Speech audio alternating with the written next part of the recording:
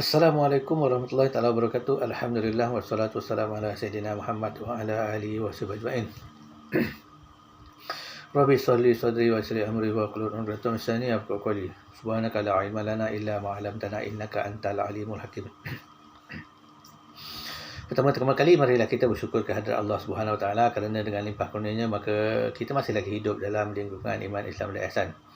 Dan sama-sama kita bertaubat kepada Allah Ta'ala akan segala dosa yang telah kita lakukan, sama ada kita sedar ataupun tidak. Kerana dosa-dosa ini akan menyebabkan kita mendapat mudarat di akhirat, kerana segala perbuatan kita akan diberi pembalasan oleh Allah Ta'ala yang Maha Adil. Baik, pada kali ini saya ingin membicarakan sedikit tentang hubungan antara makhluk dengan Allah dan apakah status hubungan tersebut. Kerana ramai orang keliru tentang hubungan antara makhluk dengan Allah Ta'ala, terutama bagi golongan-golongan yang mengutamakan akal dalam membicarakan tentang Allah Subhanahu Wa Ta'ala. Ya. Mereka hanya semata-mata menggunakan akal tanpa merujuk kepada Quran, tanpa merujuk kepada hadis. Ya. Menyebabkan mereka jatuh ke dalam iktikad-iktikad yang tidak benar. Baik. Di dalam Quran, Allah Ta'ala banyak menyatakan tentang alam dan makhluk adalah ciptaannya. Contohnya dalam Quran ada menyatakan bahawa Allah berfirman dengan maksud dia adalah Allah yang mencipta langit dan bumi dan barang di antaranya. Dan lagi dengan maksud dia adalah Allah, dia adalah Tuhan, ya. Dia adalah mencipta segala sesuatu, ya. Maka sembahlah dialah pemelihara segala sesuatu. Kita boleh semak dalam Quran, ya. Kita boleh study ayat-ayat yang menceritakan tentang makhluk adalah ciptaan Allah. Baik, antara makhluk dengan Allah dia ada hubungan, ada status keberadaannya. Apakah status itu? Iaitu makhluk dengan Allah tidak bersekutu dan tidak juga bercerai. Dengan arti kata yang lain, makhluk dengan Allah tidak menyatu tetapi tidak juga bercerai. Ini kena faham baik-baik, ya. Kenapa dikatakan makhluk dengan Allah tidak bersekutu atau tidak menyatu? Kerana Allah Ta'ala itu zat yang qadim. Ia bukan jisim, bukan jirim, bukan benda, bukan arat. Dan bukan segala sesuatu seperti alam. Tetapi alam adalah makhluk ciptaan yang baru, yang terdiri daripada jisim, jirim dan arat. Maka adalah mustahil, ya, bagi zat Allah Ta'ala yang bukan jirim, bukan jisim, bukan benda bersatu ataupun bersyarikat ataupun bersekutu dengan yang baru, iaitu jirim, jisim dan benda. Itu sebab dikatakan dalam ilmu tauhid bahawa Allah dan makhluk itu jauh tidak berjarak, kerana ia bukan tertakluk di dalam ruang masa dan waktu, dan dekat tidak bersentuh, kerana Allah Ta'ala itu bukan jisim, bukan jirim, bukan benda. Ya, ini hakikatnya berbeza. Bersentuh boleh berlaku apabila dua hakikat yang berbeza. Dan dikatakan Allah Ta'ala itu tidak bercerai dengan makhluk, kerana makhluk itu memerlukan Allah dari segi kewujudannya, dari segi aktiviti kehidupannya. Dengan arti kata yang lain, makhluk itu dia bergantung kepada takluk sifat ma'ani Allah, bergantung kepada sifat kudrat Allah. Allah Ta'ala mencipta makhluk dan ia mencipta kekalnya makhluk, dan ia mengekalkan makhluk itu. Ya.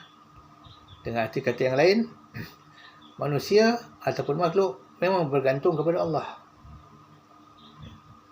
bergantung kepada kuasa Allah. Jika kita pergi ke lebih lanjut, bermakna manusia itu bergantung, makhluk itu bergantung kepada wujudnya Allah.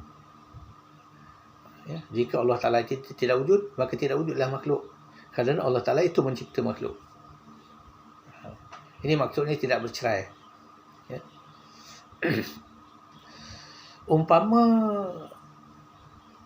tidak bersekutu dan tidak bercerai itu, ahli-ahli sufi memberi kias ataupun tamsil, ya, seperti bayang-bayang dan empunya bayang-bayang.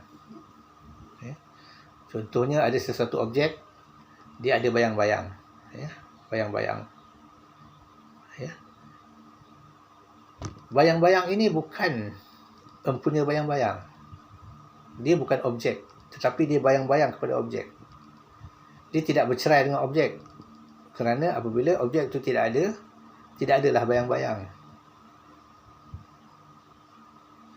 Ada objek, baru ada bayang-bayang.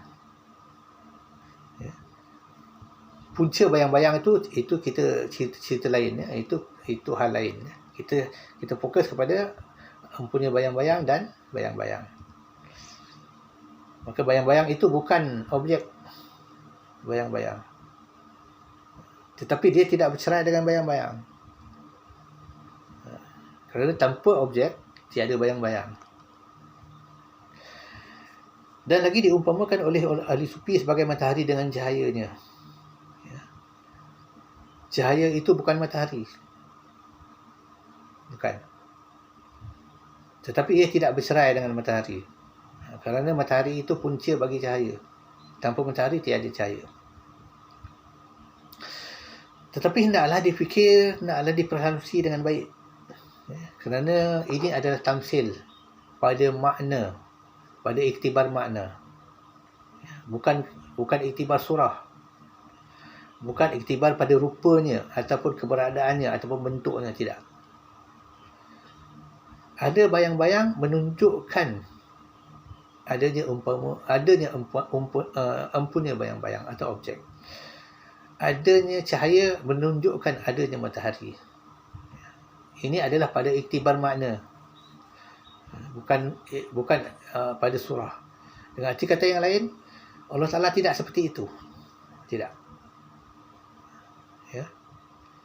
Tidak hakikat pada surahnya, pada hakikat kewujudannya Allah Ta'ala seperti itu. Seperti matahari dan cahaya ataupun bayang-bayang dengan empunya bayang-bayang. Tidak. Ya. Tamsil itu hanya untuk memberi tahu kita akan maksud. Ya, maksud bahawa Allah Ta'ala dengan makhluk tidak bersekutu, tidak bersyarikat, tidak menyatu, dan juga tidak bercerai. Ya. Dengan arti kata yang lain, ya, makhluk ini bukan Allah, kerana makhluk adalah makhluk, tetapi tidak bercerai dengan Allah, kerana makhluk itu memerlukan Allah. Ya, dalam takluk sifat makni Allah. Apabila ia telah berlaku, labelnya takluk sifat ma'nawiyah. Ini harus dipaham baik-baik. Kerana ramai orang yang tersilap dalam memahami tamsil. Dikatanya tamsil itu adalah hakikat. Seperti itulah Allah. Dia kata.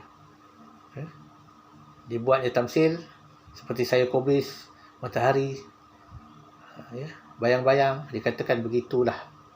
Tidak bercerai makhluk dengan Allah, kerana makhluk itu berpunca daripada zat Allah. Ini kata mereka.